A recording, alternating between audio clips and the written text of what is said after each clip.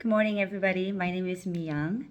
I am a patient diplomat, and I help patients and doctors by finding a way that they can get their best health for the oral health, for the dental, we say, by finding a better insurance plan if they do have it, helping them that if denied claims or denial treatment is paid by its services. I also can help patients by verifying the treatment and having them understand what the process is more detailed in the dental practice, and also give an option of different materials that you can use. I was watching a video, a YouTube video, and this was really bothersome and sad, where I was actually searching through some of the dental issues in California, and I just found out that there has been a large lawsuit at a children's dental clinic. Is putting a lot of kids in danger, and they're getting in trouble. So the story is that the kids are being admitted into a ER hospital because of the dental work that they have received from this particular clinic. And they're saying that the cause is the infected materials or the water. I'm not sure how, I haven't really been following up with the program. But that's what I help with, is that before you go see a dentist, I've been in the field for so long that I can communicate with insurance companies as well as dentists and multiple different types of doctors, specialties, and really give you an understanding what would happen in this treatment, what is involved, what's the process, and what materials you use. For me, I understand that there's a lot of confusion and there's a lot of concerns and complaint in dentistry. However, there is not a particular solution. And the reason is dentistry is a private practice.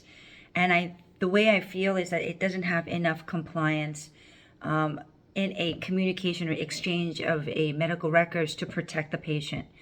In a lot of cases in hospital, you have to have case managers, you have nurse practitioner, you have nurse and the physician, you have a different treating doctors for surgical process. However, dentistry does not have that. So it's really what the doctors say. I believe it, go ahead. And after all, you're both doomed because, patients are not happy, they're in pain. So all these things can be prevented, I believe, through a health planner myself, and One Metal Health Planners, because we understand the patient side, and we are a patient's diplomat and advocacy of delivering the best treatment from the patient side. Now, I'm not saying that we are against the dental practices or dentists. No, absolutely not. It's a process, and it's something that is so critically needed for patients to understand what these treatments are. They make the decision. They understand the options. I understand dentistry is to save lives and save teeth, but right now, what's happening is they're saving. They're not saving for the patient's life or what patients want, because you have this set guidelines of, if you see this much cavities, you have to do a root canal. If you see this much infection, you have to do this. I have to heavily disagree with that type of diagnosis, because as far as I know, cavitation does not happen overnight.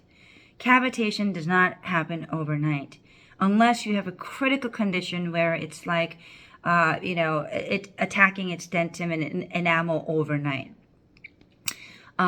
So when you have cavities, when you have infections in your mouth, it is critical to question your, home care. It is critical to question your medical history, what's been changed, even traumas, the history behind your family. What's it like with your grandma? When did they first lose teeth? Now, this is not to intimidate the patients, but to find out the best result and really deliver that message to the dentist and say, hey, root canal might not be the only option. There might be alternative that will best suit for the patient. And it might not be a dental procedures. It might be just a holistic way of taking care of your mouth for the next 6 months. But what I'm very clear is that once you touch the tooth that's God-given tooth, it's never going to go back. It's always going to have problem. If you don't have problem for next 3 years, it sure will, because we use it too much. We use it every time. You know, it's like when you think about it, you buy a car, they have a limit of 30 miles for oil change or whatever's, you know. What's the lifespan on your cavitation after you fix? I think within 5 to 7 years, there's going to be a problem of fillings becoming exposed, chipped, things like that. So it will be a start of a problem, or it will be a start of a concern that you always have to have. Like buying a car, it's a start of a convenient and it's a better transportation. However, it's a start of a headache. It's a start of insurance. It's a start of a possibility of an accident. It's a start of maintaining the car. It's a start of, taking care of the car so it's good for transportation. It takes time. So, for me, I'm a patient side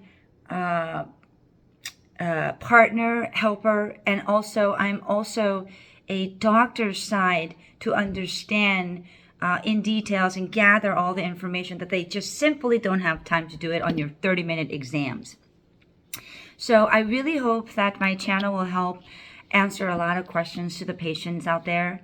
I've been in dentistry for so long. I ran operation.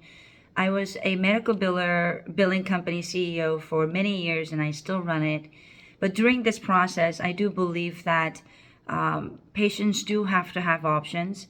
Patients do have to have some type of facilities, some type of group of people who would explain, educate, and of course give different options to the patient before they really decide on the journey of dentistry and doing all this work.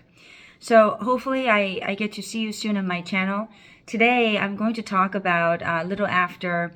I've been servicing a lot of doctors out there that is taking Medicare. Yes, Medicare for 65 and older that is struggling with eating disorder because of what's happening in the mouth. Usually with the massive infections, usually a lot of missing teeth, usually with very deteriorated jaw structure, so the dentist can't really do anything.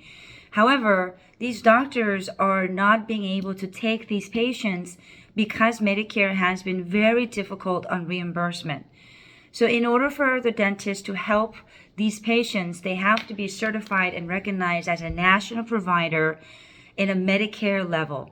What it is that DDS and DMDs are qualified essential Medicare providers for the mouth. However, the process of getting certification is kind of difficult. So they hire somebody like me who is familiar or expert or experienced with those process and become a Medicare provider. However, when the patient comes, they don't have the heavy, hefty responsibility of doing the surgical part, which is the most expensive part of removing the infection in Medicare.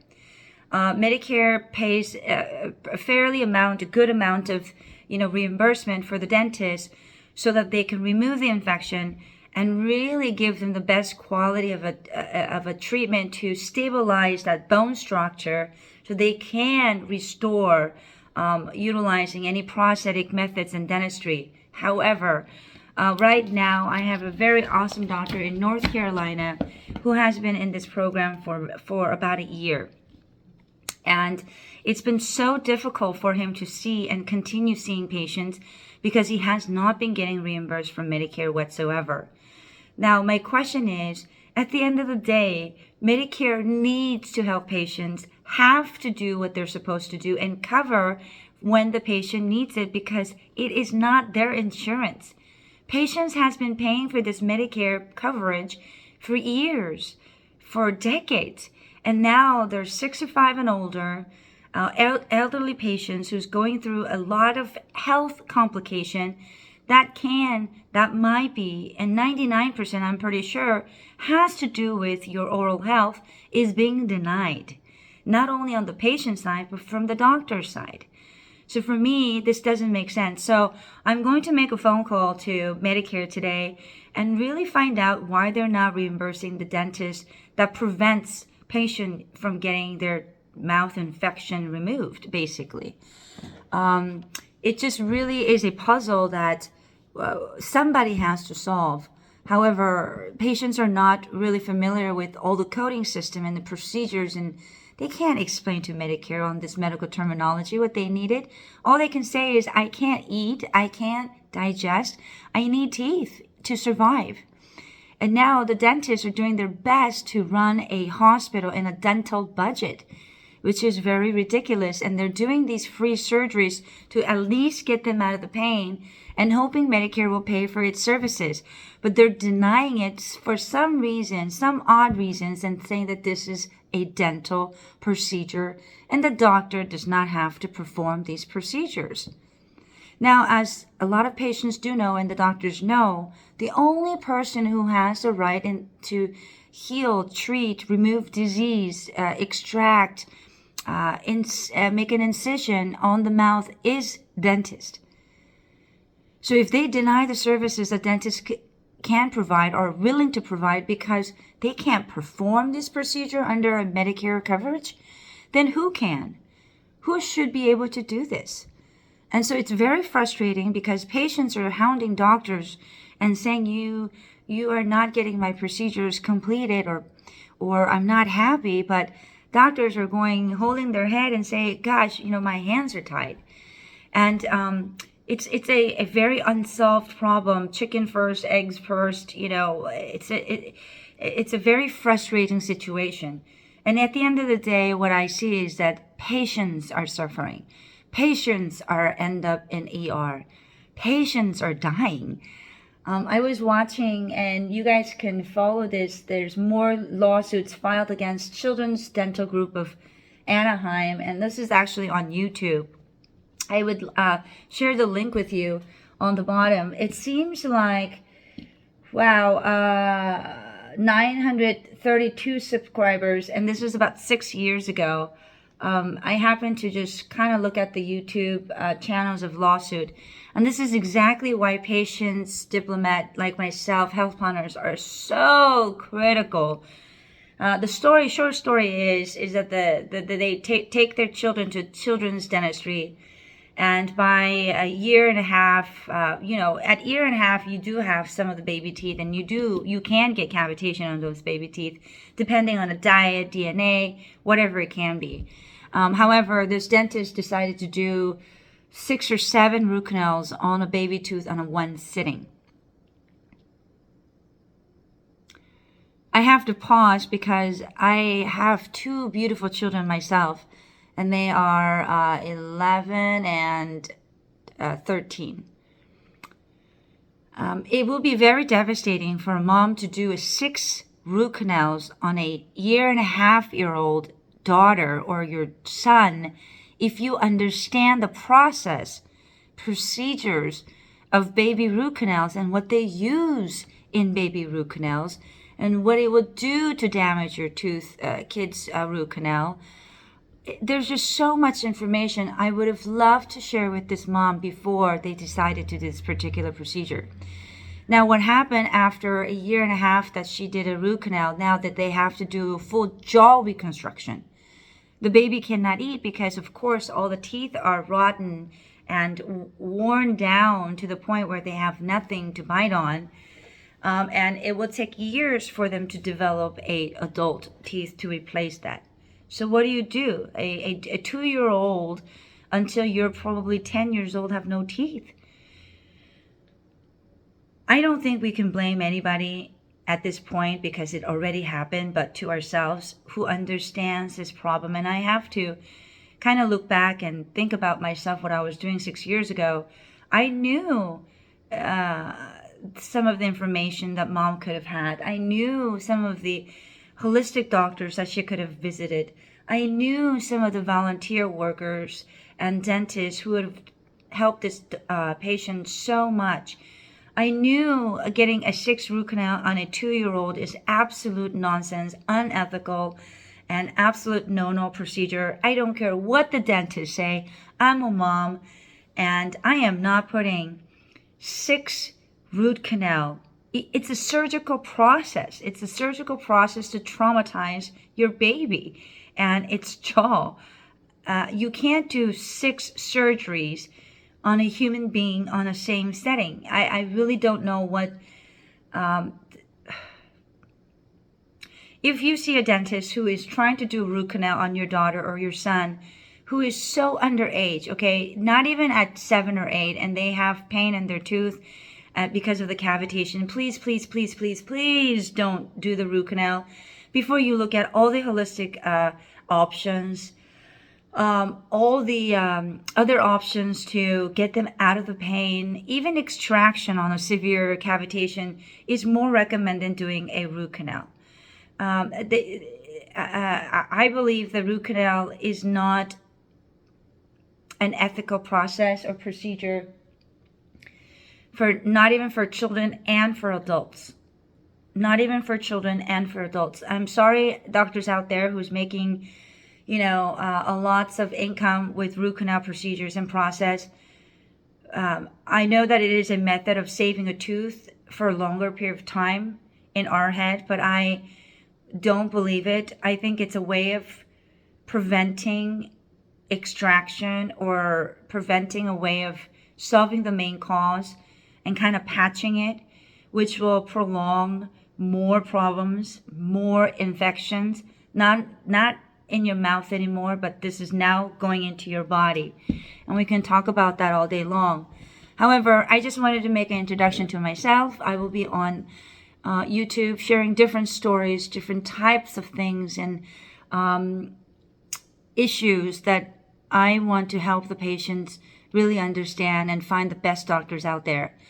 I am a CEO of a medical billing company for dentists, and I do work with massive group of doctors who are really amazing, who has the mission to only meet the standard of care and above care for the interest of the patient's health only.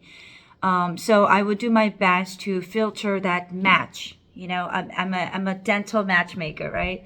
And make sure that you find the right doctor and find the right patient, and find the right material, process, financial, insurance coverage, reimbursement system, so that you can complete or even start your journey understanding what type of car you're buying, right?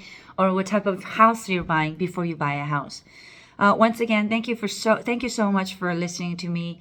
I am going to see you guys every day. I'll try my best to, create a content every day, answer as much questions. You can please send me a message, subscribe on my channel. So every time I have, more things to share, you'll be more alert about your oral health. Once again, I'm a patient, diplomat, dental matchmaker. Please join me. My name is Mi Young, and hope to see you soon.